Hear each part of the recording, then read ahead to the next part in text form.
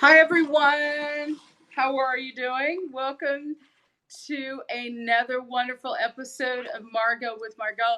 I'm looking at myself in the image today. Normally, I have a director or AKA my husband that's here that usually directs me, and that's how I do it. So, hi, everyone. Thank you for joining me. A happy, good Sunday. Today is Friday, April 10th. And I'm absolutely thrilled that you've taken the time to join me. So let me grab my glass of wine. Hold on. I need to grab it real quick.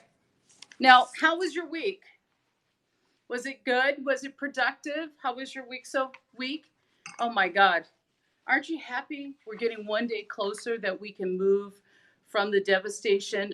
I mean, obviously, there's always a lot of things that happen in life, but the day to day death toll and also what we need to, each of us need to do each day can take its toll on us individually as well. So I just want to say, do you have your glass of wine ready?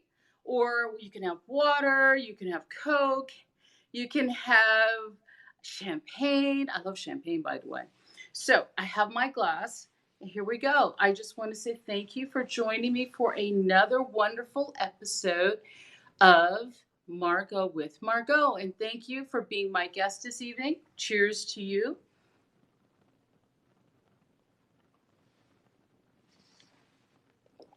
God, it was so good. Mm-mm-mm. That was absolutely wonderful. I haven't had dinner yet, so I'm going to have this glass with my. I'm having chicken tonight for dinner, by the way. I'm going to just do one more sip real quick. Mmm. That is just simply divine. Well, happy Passover weekend. Happy Easter to you and your family and life. We're going to go over coronavirus just a little bit, and then I'm going to start a discussion on this great book that it can be life changing if you haven't read the book. I think it's one of the best.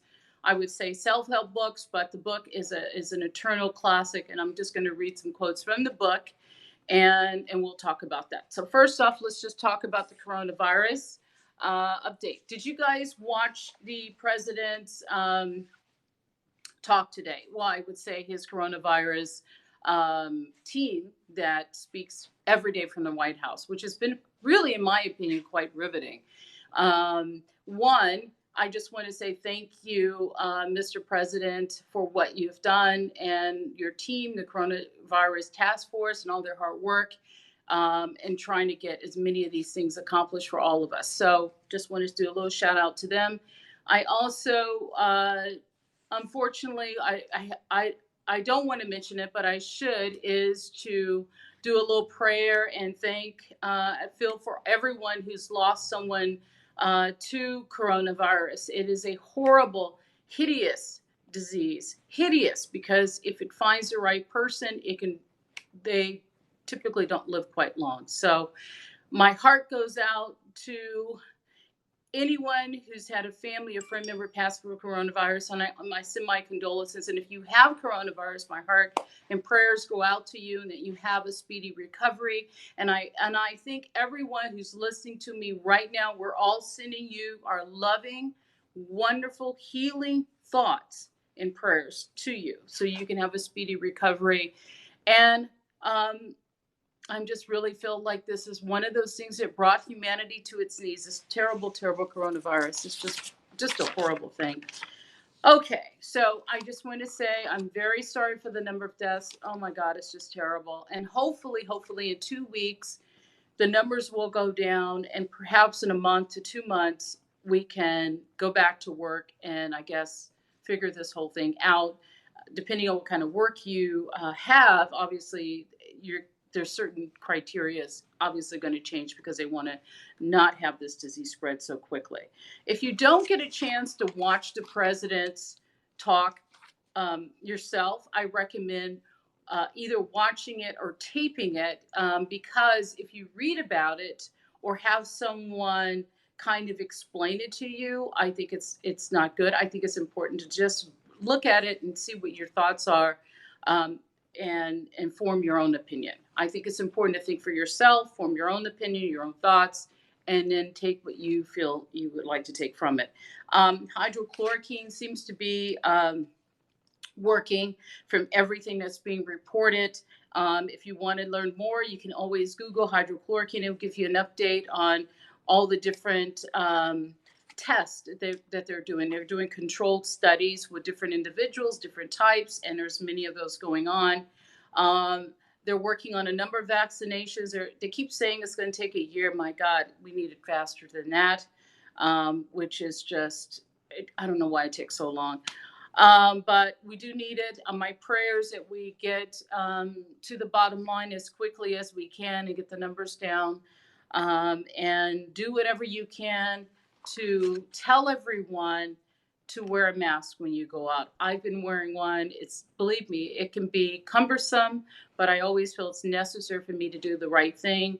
And then if I'm in a store, stay 6 feet away from someone, because you never know if that person may have coronavirus or yourself may even be spreading it and you don't even know. So, you hate to think that thought, but you have to protect your health. It's the only thing that we have. And if you want to live a long life, and we're so blessed to live the age that we do. I remember 100 years ago, people they didn't even live to their, 50? That was a long time. And now we can live upwards to 80 or 90 or 100 years old. So we're so blessed with modern technology, and the healthcare is much more improved than it was 100 years ago. So we're able to live a full human experience much more than ever. And I think probably in the next 20 years, we'll be able to extend our life even more with stem cell and all the new technology and new ideas in medicine that are coming forward. I just want to point this out. I have a home in Louisiana, New Orleans, and I just read this horrible story. I'll read it to you that was reported that I found today. It says an 86-year-old Louisiana mom and her 3 sons all contracted COVID-19 and died just days apart. She was 86, of course. One son was 71. His name was Herman Franklin Jr. Anthony Sr. was 58 years old, and Timothy Franklin was 61 years old. And they passed away within a 10-day span from March 20th through March 30th. So I just want to send my regards to the Franklin family. I don't know you personally, but everyone that's listening in right now are sending you our healing thoughts and prayers, and we're deeply sorry to lose. 4 people in one family is just, one person in the family is devastating, but to lose 4 people. And then another tragic part of the whole coronavirus is then they can't really have a funeral, so the family can get together and grieve and hug each other through this whole thing. So my heart goes out to everyone in Louisiana. And especially, obviously, the Franklin family, who's had 4 family members pass. It's just terrible. Also, on a side note, Donald Trump is working on a second task force that will be unveiled on Tuesday. I guess they're going to talk about it further and what their purpose is. If you want to know anything else about coronavirus, a good website is www.coronavirus.gov. Just as another quick point is the World Health Organization. We give over $400 million per year. And obviously we got faulty information on January 14th. They tweeted and stated that it could not be transmitted from human to human. Obviously that was incorrect information. And so the president's going to talk more about the World Health Organization this week, which we'll find interesting. Yesterday, I talked about mental health. I will continue that discussion a little bit as I go through the book. I'm not a doctor, so keep in mind anything that I suggest is just my opinion. I recommend speaking to healthcare professionals, doctors, physicians, psychiatrists, therapists, and people who study psychology for a living. I personally love psychology. I took many classes in it and read a lot. So that's the extent of my expertise. And also, I'm also a person who likes to help people in my family and friends. So I'm like one of those you would call pseudo psychiatrists, like pseudo. Not really a psychiatrist, but feels she can offer some help. So I'll let you guys decide if this is something of use, and we'll go ahead and get started. So the name of the book that we're going to talk about tonight is A Man Thinketh. Now, A Man Thinketh was written by James Allen. Now, James Allen was born November 28th, 1864, and passed away January in 1912. So just to give you an idea, this book is quite long. It's at least 100-year-old book.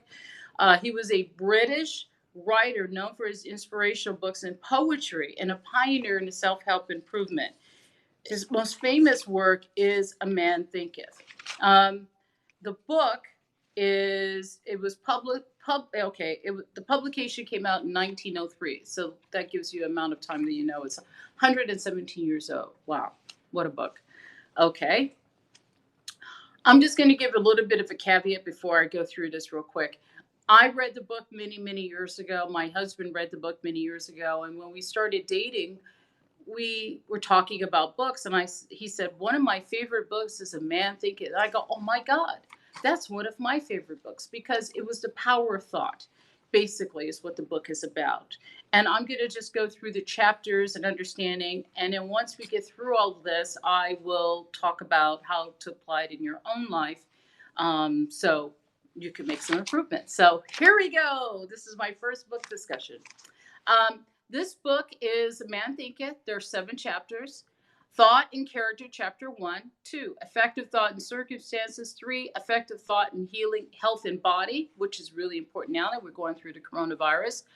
4th chapter is Thought on Purpose. Number 5 is Thought on Factor of Achievement. 6 is Vision of Ideas, and number 7 is Serenity. So we're going to do a little bit of a quote from each chapter is how we're going to do it. So chapter 1, Thought and Character. The aphorism, quote, as a man thinketh is his heart, so is he. Not only embraces the whole of a man's being, but is so comprehensive as to reach out to every condition and circumstance of his life. A man literally what he thinks, his character being the complete sum of all his thoughts.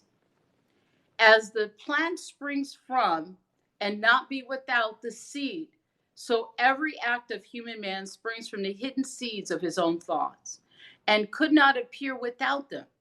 This applies equally to those thoughts called spontaneous and unpremeditated as to those which are deliberately executed.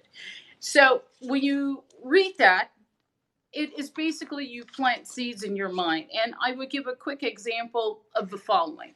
Suppose the way our minds work, we come into planet, we're born, and whatever attitudes and people around us at a very young age, we start to form our opinion of the world. Our minds come up with an opinion and a perception. Now, everybody has a different perception because everybody was raised differently. Everybody was raised during a different time. Everybody was raised different parents.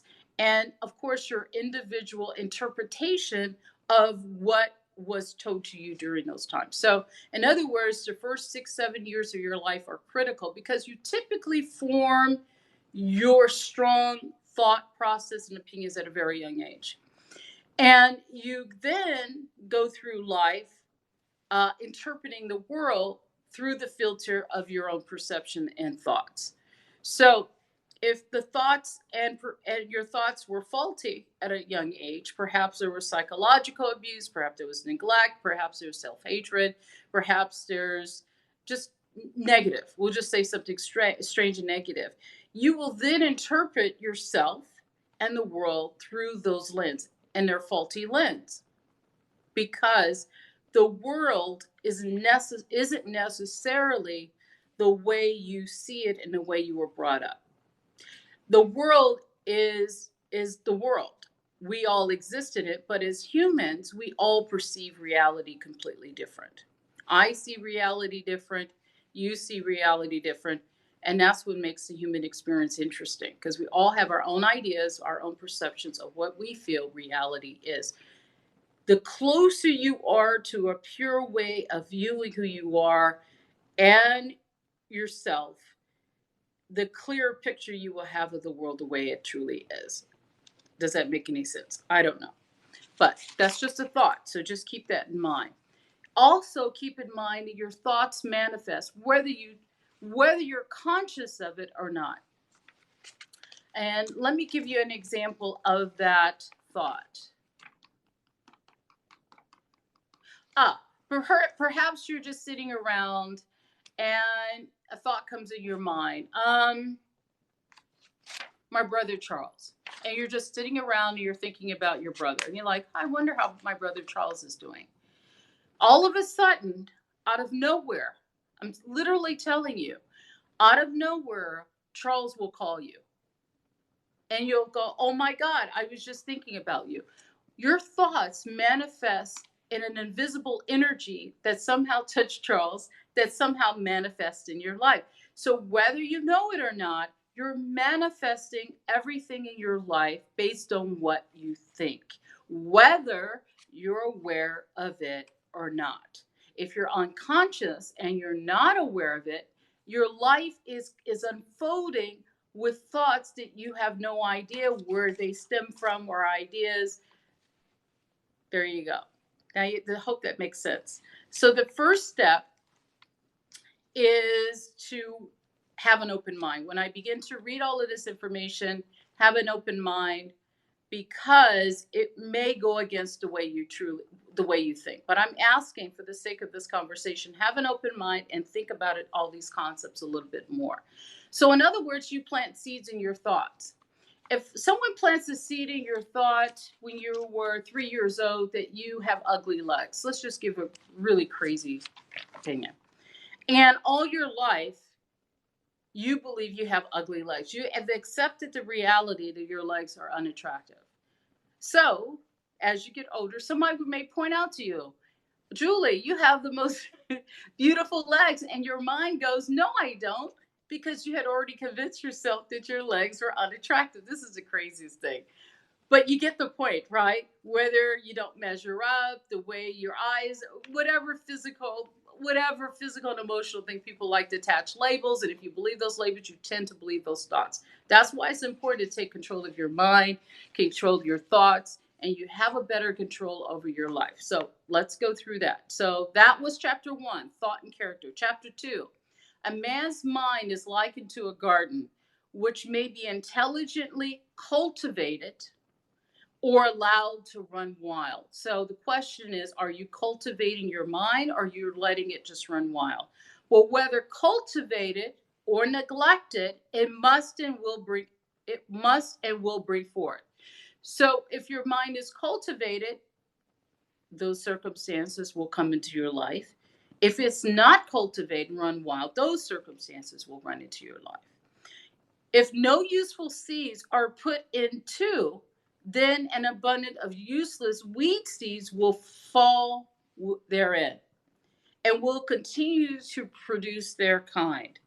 Just as a gardener cultivates his plot, keeping it free from weeds and growing the flowers and fruits, which he requires, so may a man tend the garden of his own mind, and growing the flowers of fruits which he requires, so may a man tend to the garden of his mind, weeding all the useless, wrong, impure thoughts, and cultivating toward perfection the flowers and fruits of right, useful, and pure thoughts. So in other words, if there's a destructive thought in your mindset, suppose you say, well, a certain group, it's a negative thought, a negative interpretation. Get rid of all the negativity. Get rid of it. Erase it from your psyche. He also reveals within himself the laws of thought and understands with ever-increasing accuracy how the thought forces and the mind elements operate in the shaping of character, circumstances, and destiny. So in other words, if you want to take hold of your life and your destiny, you have to control your thoughts. You have to control your words. Every word has power. Every word has power. If I tell myself I'm this way, your mind will accept it. You'll behave in accordance, and the world will unfold in that way. You have to stay positive. You have to stay conscious. Create loving thoughts between you or yourself and the world and the people around you. Loving thoughts. You will manifest it. Okay? Third chapter, effective thought and body. Now, this one is actually a really good chapter because we're talking about coronavirus. The body is a servant of the mind. It obeys and operates the mind, whether they be deliberately chosen or automatically expressed. At the bidding of the unlawful thoughts, the body sinks rapidly into disease and decay. At the command of glad and beautiful thoughts, it becomes clothed in youthfulness and beauty. There you go. Your thoughts create disease.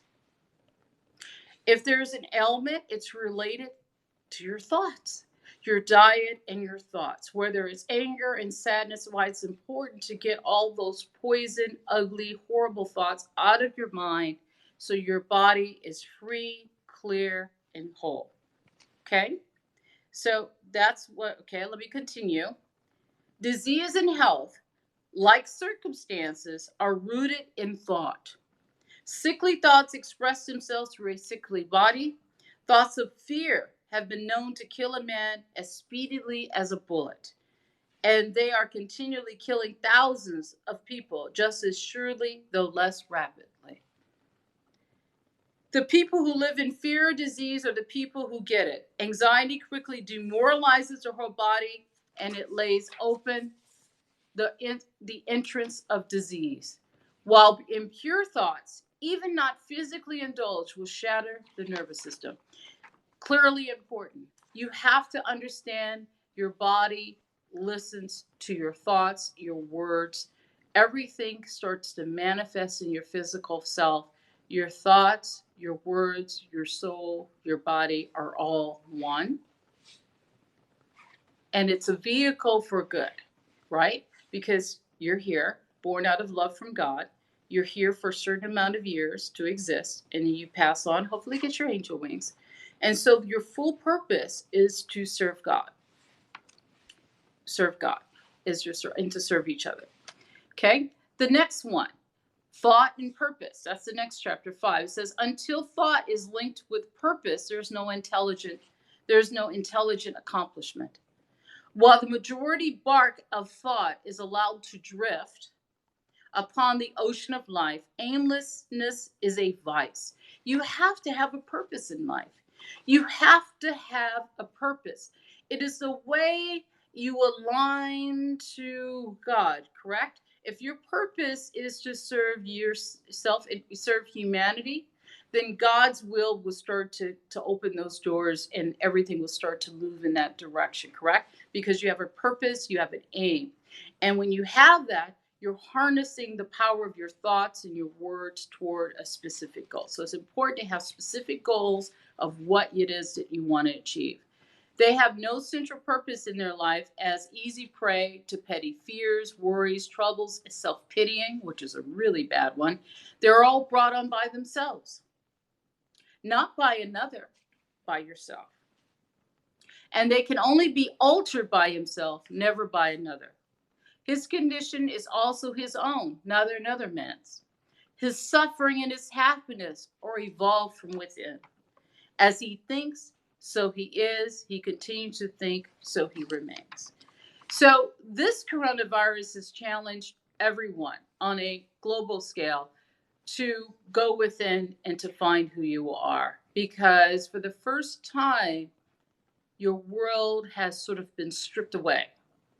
And it's easy to sulk, go into negativity, feel sorry for yourself, blame yourself. What the hell's going to happen?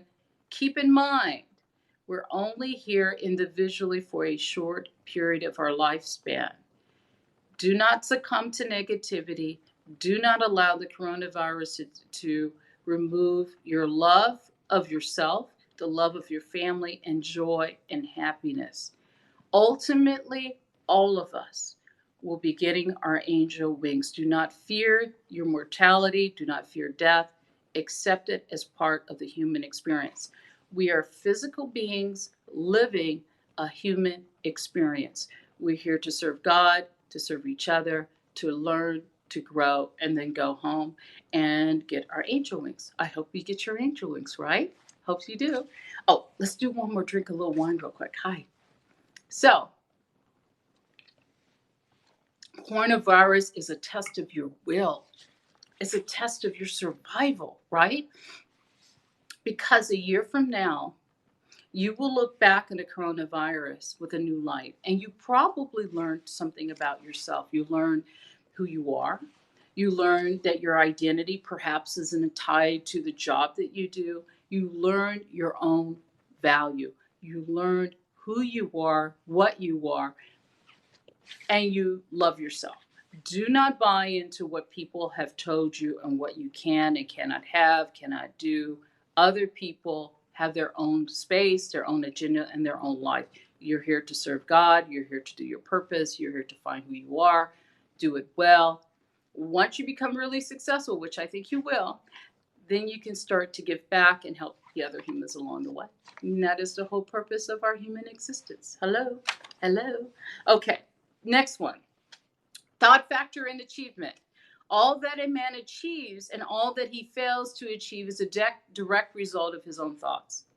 In a justly ordered universe where loss is a equipoise would mean total destruction, individual responsibility must be absolute. A man's weakness and strength, purity and impurity are his own and not another man's. They are all brought by himself, not by another, and they cannot be altered himself, never by another. His condition is also his own, not another man's. His suffering and happiness are without an end. Next one, chapter 6, vision and goals. Dreamers are the saviors of the world. Dreamers. Are you a dreamer? I am. Here we go. As the visible world is sustained by the invisible, so men, through all their trials and sins and sordid vocations, are nourished by the beautiful visions of their solitary dreamers. The solitary dreamers, the artists, right? The artists, the architects, the actors, the directors, all of these beautiful artists are connected to God, and they bring all that beauty for us to enjoy and share it. Humanity cannot forget its dreamers. It cannot let their ideals fade and die. It lives in them. It knows as their realities, which it shall one day see and know, composers and sculptors, painters, poets, and prophets. Sage are the makers of the afterworld, the architects of heaven. The world is beautiful because they have lived, and without them, laboring humanity would perish, would perish. And a lot of people that are these artists and so tend to suffer from what is called all kinds of mental challenges, right? Emotional, psychological challenges, because they're conduits of this invisible energy bringing such beauty. They sometimes have a difficulty living day to day in this world. The world can be brutal at times, tough at times, rigid at times, challenging at times, dark at times. These people are these angels that come along and they bring all this beauty to us to enjoy. And we need to value artists, support them, love them, and do what you can to help them. The next chapter, the last one, serenity. Hello. Serenity, calmness of mind, one of the beautiful jewels of wisdom. It is a result of long and patient effort of self-control. Its presence is indication of a ripened experience and of a more than ordinary knowledge of the laws and operations of thought. A man becomes calm in the measure as he understands himself as a thought and evolved being. And all of you guys are involved beings, right? Hi, evolved being. For such a man, for such knowledge necessitates the understanding of others as a result of thought. And as he develops a right understanding and sees more and more clearly the internal relationships of things by the action of cause and effect, he ceases to fuss and fume, worry and grieve, and remains poised, steadfast, and serene.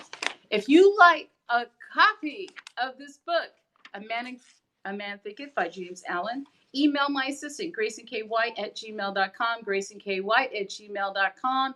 He will send you a copy of this book, A Man Thinketh. You have until tomorrow midnight, to email him, and we will send you a copy of these business books.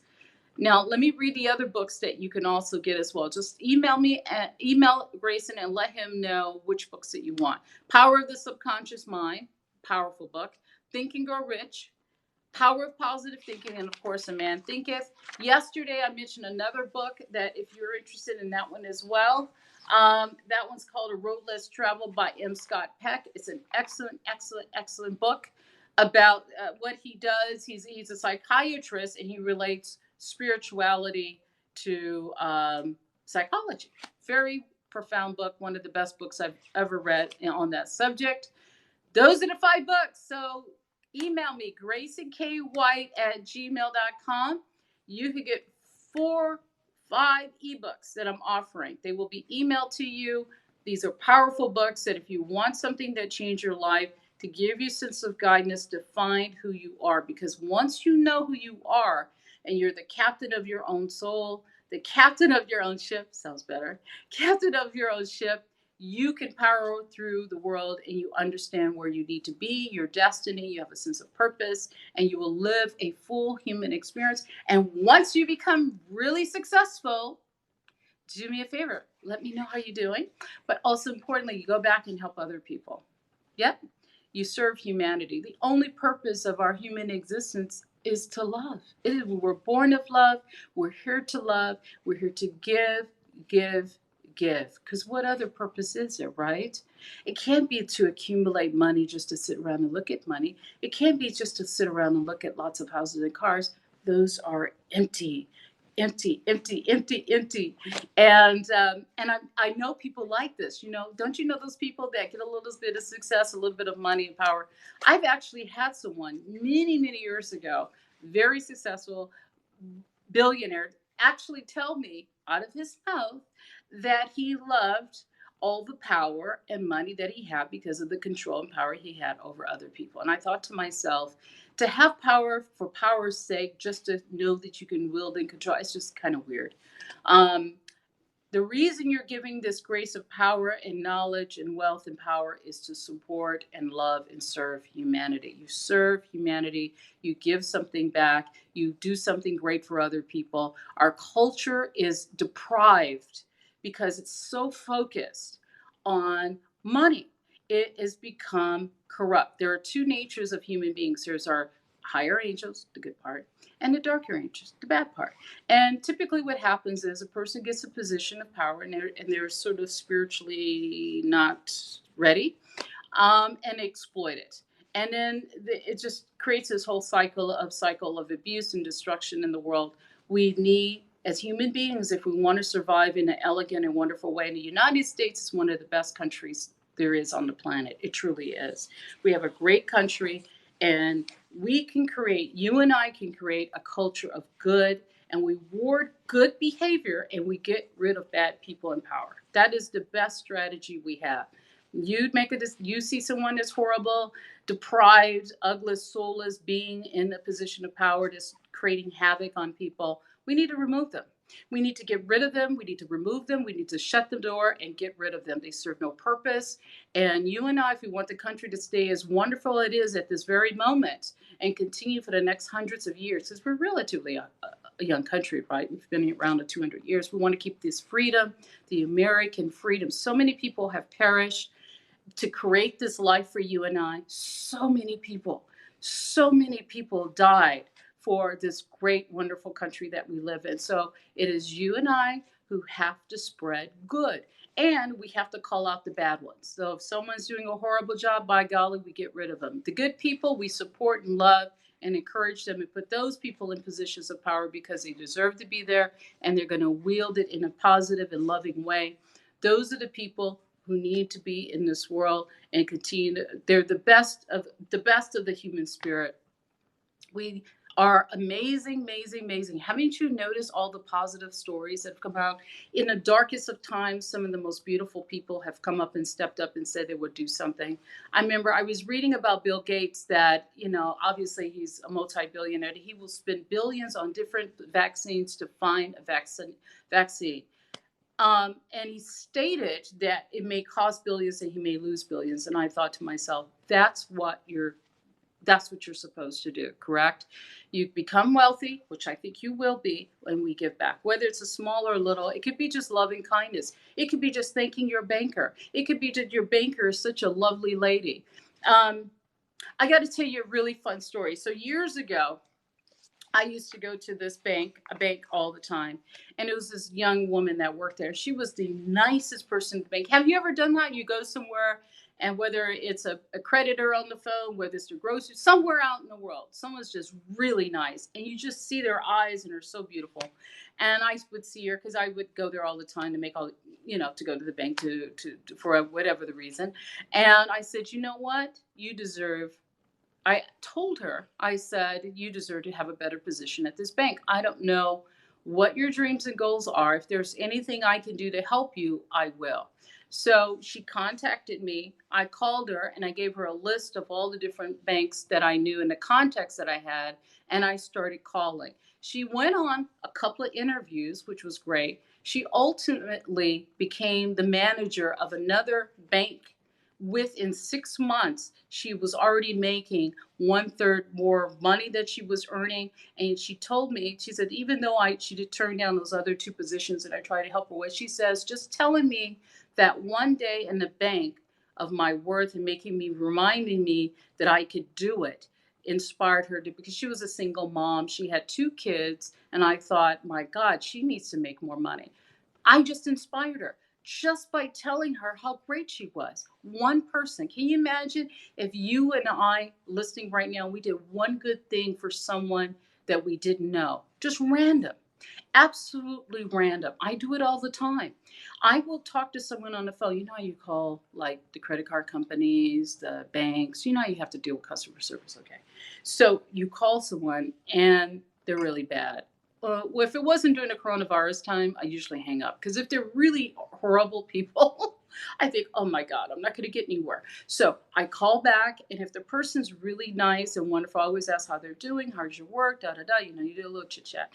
And then if they do an extremely good job, you say, I want to put a good word in your supervisor. In fact, I think you deserve a raise.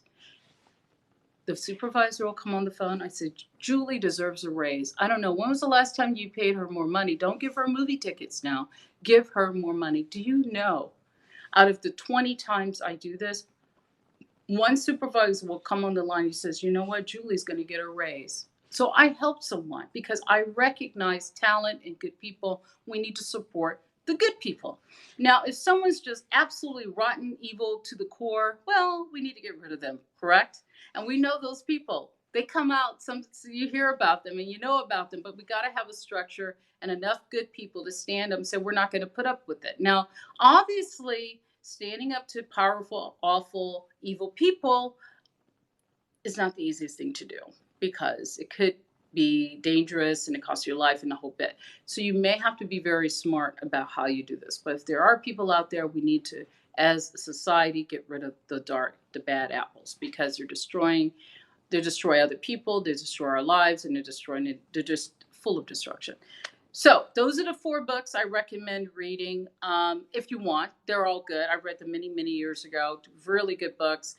I have a slew of others I'm going to share. Tomorrow I'm going to talk about books in general. I typically talk about TV and film. I have a film and television company called JK Metro Media. At one point, I was thinking about investing in films, but we decided to just focus on our own projects, which is a project in itself. So the good thing is to have a quarantine, I can focus on some of those things that I think are quite interesting. But I love the entertainment business, and so therefore I watch a lot of movies and TV shows, a lot.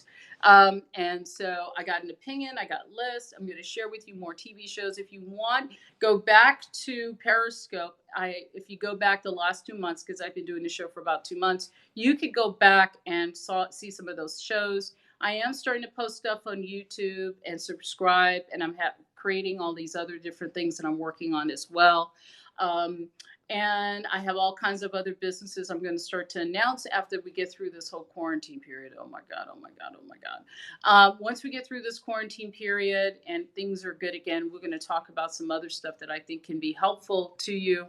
I think all of you are just wonderful to tune in. I couldn't do this without you. The only reason I decided to do this show was because I got tired of the homeless issue. I got tired of homeless people. You would go out and you give like a few dollars, and then you go to another corner in LA and there's another homeless person. You think to yourself, this is like a whole society of homeless people. And if a country is this smart, this great, this powerful, this rich, that's just totally unacceptable. And there's a lot of reasons why that's happening, and we need to do something about it. I have noticed because of the coronavirus, they're getting people off the street and putting them in hotels because they're so contagious. It shouldn't have to get to the point where there's coronavirus and their concern is them passing it to all the other homeless people before people say, okay, I need to get the homeless people off the street. They should have been off the street years ago. I have no idea what the problem is, but those homeless people shouldn't be lounging around everywhere. And then in San Francisco, it's so bad because the rents are so high and people can't get a good job because unless you know the right people, went to the right schools, know the right skill set. If you live in that particular area, you just simply can't afford it, right? And the jobs are so scarce. So I really feel for those people, and they're living in their cars. And so some people in San Francisco created parking lots so they can put their car in parking lots. This is inhumane. This is not, we're not a third world country. We're not in the middle of nowhere. We're taxpayers. You pay taxes. I pay taxes. We pay house tax. We pay property tax. We pay tax. Don't we pay enough taxes if you think about how many people here in California to get these people off the street? Can it really be that hard? I don't think so. And so my goal is to help figure out a plan to make that happen. But also importantly, I'm going to hold powerful, rich, powerful people accountable. I have only a pure agenda, don't want anything for it. I'm just sick and tired of it. And if it's the only thing that I can get done during the time that I'm alive before I pass on, my God, that'd be something that I did during this human experience. I did something good. And because I just got tired of it. I get tired of all the excuses. Oh, they're on drugs. Okay, we know they're on drugs. Oh, we know there's drugs around. They have mental health issues. Okay, we know that too. Well, there's no excuse for people to be homeless. So anyway, we're going to talk about that. I'm going to go back to TV shows and stuff. I'm catching up on my comedies. I'm reading poetry. I'm doing a lot of reading. But if you want this book, A Man Thinketh, you need to control your thoughts and your words. You have power beyond anything. Your heart and soul, we're all human, we're all connected. There's an avalanche of wealth out there. You just need to know when to plug into it, and it's avalanches of abundance can come to you in your life. You have to stay positive, stay focused, stay on target, develop your mind, analyze, question everyone, everything you read. The news needs to be interpreted. The news was always designed to control people. It was always designed. And when you read an article and it's laced with a lot of fear and drama, it's probably not as accurate. It should be detailed, it should be focused, but it shouldn't be a lot of drama to the way to control human beings typically is through fear. Fear is the big thing that all of us in the back of our minds are afraid of. Don't succumb to fear. Don't allow yourself to buy into all of the drama. Stay focused, stay on target, stay healthy, stay strong, exercise, meditate, pray. Stay in the moment, stay conscious and aware, and we can get through this together. I want to thank you for joining me for another wonderful episode of Margaux with Margaux. I will see you guys tomorrow's Saturday. Okay, I'm not going to do a Saturday show and Sunday because it's Easter. I will be back Monday at 7 p.m. Pacific Standard Time. So thank you for joining me. Thank you. Oh my God, it's so good. Thank you.